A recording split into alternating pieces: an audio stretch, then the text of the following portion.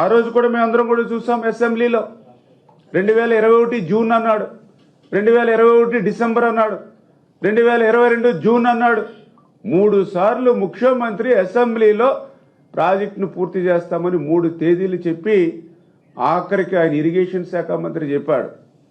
Polavaram project ఎవ్వరికీ అర్థం కాదు, ఎందుకంటే నాకే అర్థం కాలేదు కాబట్టి ఇది ఎప్పటికి పూర్తవుతుందో కూడా చెప్పలేమని పోలవరాన్ని ప్రశ్నార్థకం చేసినటువంటి పరిస్థితి. అయ్యా జగన్మోహన్ రెడ్డి గారు 2021, 2022 అని 3 తేదీలు ఏదైతే చెప్పారో అప్పటికే 2020 ఆగస్టుకి డయాఫ్రమ్ వాల్ నష్టపోయినటువంటి స్థితి.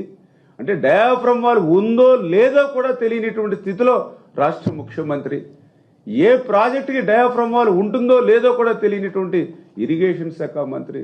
ఇటువంటి ముఖ్యమంత్రులు, ఇటువంటి మంత్రుల పాలనా పాపం ఫలితంగానే మరి ఈరోజు ఇటువంటి దుస్థితి వీటిని అన్నిటి కూడా ఏర్పడినటువంటి పరిస్థితి.